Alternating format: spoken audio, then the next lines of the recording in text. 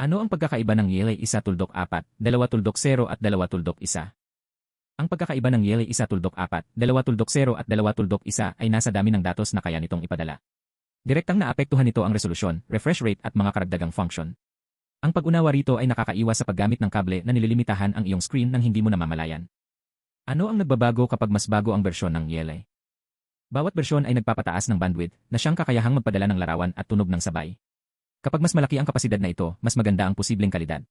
Para itong pagpapalapad ng kalsada upang mas maraming sasakyan ang makadaan ng walang trapiko. Yellow 1.4 at ang mga praktikal na limitasyon nito. Umaabot ang Yellow 1.4 hanggang 60 sa mga resolusyong tulad ng Full HD. Kapag ginamit sa 4K, bumababa ang rate sa 24 o 30 sa praktika, sapat ito para sa mga video, ngunit nagiging hindi gaanong makinis ang galaw sa mga laro at mabilis na eksena. Yellow 2.0 at ang pag-angat sa kinis ng galaw. Kayang panatilihin ng Yellow 2.0 ang 60 kahit sa 4K na malaking nagpapabuti sa visual na karanasan. Sa mas mababang resolusyon, sinusuportahan nito ang mas mataas pang mga rate kaya mas makinis ang larawan. Dito napapansin ng marami ang pagkakaiba kapag naglalaro o nanonood ng mas dynamic na content. Yellow 2.1 at ang focus sa pinakamataas na performance. Sinusuportahan ng Yellow 2.1 ang 4K sa 120 at maaari pang umabot sa mas mataas na rate sa mas mababang resolusyon. Nagdadala ito ng mas mataas na antas ng kinis, lalo na sa mga laro. Sa tulong ng variable refresh rate, inaangkop ng larawan ang sarili nito sa content at iniiwasan ang tearing at stuttering. Pagiging kompatible ng mga cable at device.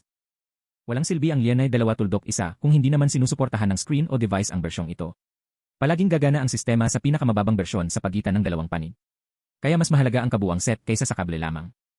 Aling bersyon ang may saysay para sa iyong gamit? Para sa mga simpleng gawain, sapat na ang mga lumang bersyon. Para sa gaming, mataas na kalidad na video at modernong mga screen, may tunay na epekto ang mas bagong mga bersyon. Ang tamang pagpili ay nakakaiwas sa hindi kailangang gastos. Sa kabuuan, nagkakaiba ang Yellow 1.4, 2.0 at 2.1 sa kakayahang magpadala ng larawan, kinis ng galaw at mga karagdagang feature. Ang kaalamang ito ay tumutulong upang mas mapakinabangan ang iyong EE o monitor. Sa iyong kaso, alam mo ba kung aling bersyon ng Yellow ang ginagamit mo ngayon?